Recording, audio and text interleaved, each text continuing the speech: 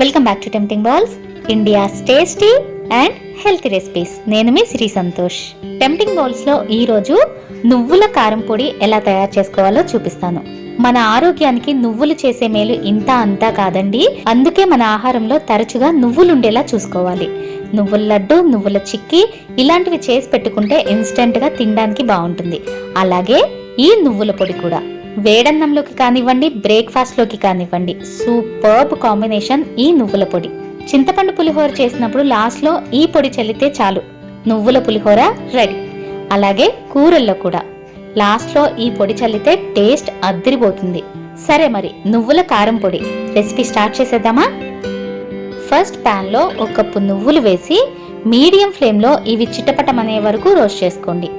ఈ పొడికి ఆయిల్ తో పని లేదు, అన్ని ఇంగ్రీడియంట్స్ ని డ్రై రోస్ట్ చేసుకోవటమే. ఇక్కడ నేను తెల్ల నువ్వులు తీసుకున్నాను, మీరు కావాలంటే నల్ల నువ్వులతో కూడా చేసుకోవచ్చు. 4-5 నిమిషాలకి నువ్వులు ఇలా చిటపటమంటూ చక్కగా వేగిపోతాయి. ఇప్పుడు వీటిని ఒక బౌల్లోకి తీసి పక్కన పెట్టుకోండి. తర్వాత 1/4 కప్పు వేరుశనగ పప్పులు వేసి వీటిని కూడా మీడియం ఫ్లేమ్ లో క్రిస్పీగా అయ్యే వరకు వేయించుకోండి. ఈ వేరుశనగ పప్పులు ఆప్షనల్ అండి, బట్ వేస్తే టేస్ట్ చాలా బాగుంటుంది. ఈ పప్పులు కూడా చక్కగా వేగిపోయిన తర్వాత వీటిని కూడా బౌల్లోకి తీసుకొని పక్కన పెట్టుకోండి. ఇప్పుడు మళ్ళీ ఇదే ప్యాన్ లో 1/4 కప్పు ఎండుమిరపకాయలు కట్ చేసి గింజలతో సహా వేసుకోండి. ఎండుమిరపకాయ గింజ కూడా వేగితేనే టేస్ట్ బాగుంటుంది. 2 రెమ్మల కరివేపాకు కూడా వేసి మీడియం ఫ్లేమ్ లోనే డ్రై రోస్ట్ చేసుకోండి. కరివేపాకు, ఎండుమిరపకాయలు క్రిస్పీగా అవ్వాలి, అంతవరకు వేయించుకుని వీటిని కూడా బౌల్లోకి తీసుకోండి. ఇప్పుడు ఒక మిక్సీ జార్లో వేయించుకున్న ఎండుమిరపకాయలు, కరివేపాకు వేసి 1.5 టీ స్పూన్ల ఉప్పు వేసి మెత్తగా పొడి చేసుకోండి.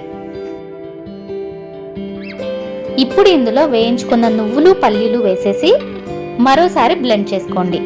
నువ్వులు వేశాక మరీ ఎక్కువసేపు కంటిన్యూస్ గా గ్రైండ్ చేయకండి, నువ్వుల్లో ఆయిల్ ఉంటుంది కదా, సో ముద్దైపోతుంది. 2-3 సార్లుగా ఆపి మధ్యలో గరిటెతో కలుపుతూ బ్లెండ్ చేసుకోవాలి. అప్పుడు ఇలా పొడి పొడిగా వస్తుంది. ఇంతే, నువ్వుల కారపొడి రెడీ. చూసారు కదా, ఎక్కువ ప్రాసెస్ ఏమీ ఉండదు, సింపుల్ గా తక్కువ టైంలో అయిపోతుంది, బట్ చాలా టేస్టీగా ఉంటుంది. దీన్ని ఒక ఎయిర్టైట్ జార్లో స్టోర్ చేసుకోండి.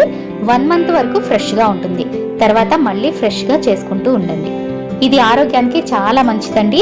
హై బీపీ, షుగర్ ఉన్నవారు కంపల్సరీ నువ్వులు తీసుకోవాలి. దీనిలో ఉండే ఐరన్ వల్ల బ్లడ్ ఇంప్రూవ్ అవుతుంది, కాల్షియం వల్ల బోన్స్ స్ట్రాంగ్ అవుతాయి. సో బ్యాక్ పెయిన్స్, నీ పెయిన్స్ ఉన్నవారు కూడా కంపల్సరీ తీసుకోవాలి. ఇలాంటి హెల్త్ బెనిఫిట్స్ ఎన్నో ఉన్నాయండి. మరి ఈ నువ్వుల పొడిని మీరు కూడా తప్పకుండా ట్రై చేస్తారు కదా. మరి ఈ రెసిపీ మీకు నచ్చినట్లయితే లైక్ చేసి షేర్ చేయండి.